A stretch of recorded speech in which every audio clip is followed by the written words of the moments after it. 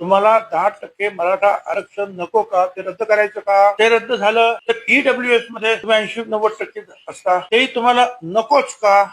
अरे कहना क्या चाहते हो? शिकलेले आहेत, ज्यांना हे समजतं त्यांच्याकडून मला उत्तरांची अपेक्षा आहे. भुजबळ साहेब, हे जे 10% एसबीसी आरक्षण जे तुम्ही आमच्या गळी उतरू पाहत आहात, हे आम्हाला अजिबात नको. एक सुशिक्षित मराठा तरुण म्हणून तुम्हाला ठामपणे सांगतो, हे आरक्षण तर नकोच. उलट तुम्हाला पूर्ण मुभा देतो. आजच कोर्टात जा, तुमच्या अवाक्यात असेल तर हे आरक्षण आजच रद्द करा.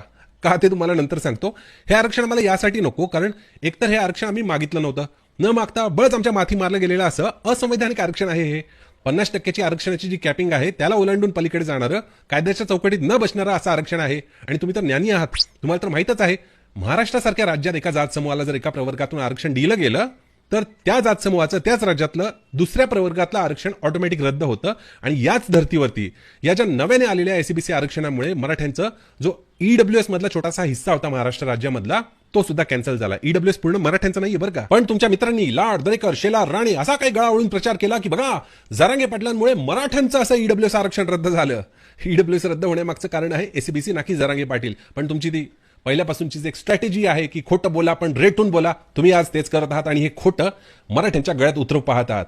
पण खोटं बोलायचं नाही. मराठ्यांनी ईडब्ल्यूएस कधीच नाकारलं नाही. जरांगे पाटलांनी आपल्या मागणीतून ईडब्ल्यूएस कॅन्सल करा अशी मागणी कधीच केली नाही. त्यामुळे सुशिक्षित मराठी तुम्हाला आता फुल परमिशन देत आहेत. तुमच्याच्याने होत असेल तर एसीबीसी आजच बंद करा, कारण या एसीबीसी मुळे राज्यातील मराठ्यांसाठी ईडब्ल्यूएसची बंद झालेली दारं उघडतील. ज्या मराठ्यांच्या नोंदी मिळत नाही, ज्यांचे काय केल्या दाखले मिळत नाही, त्यांना या ईडब्ल्यूएस मधून आपापले ऍडमिशन्स करता येतील, आपापल्या नोकऱ्यांसाठी प्रयत्न करता येतील. बघा हुशार आहात तुम्ही, जमलं तर एवढं मराठ्यांसाठी नक्की करा, एसीबीसी कॅन्सल करा आजच.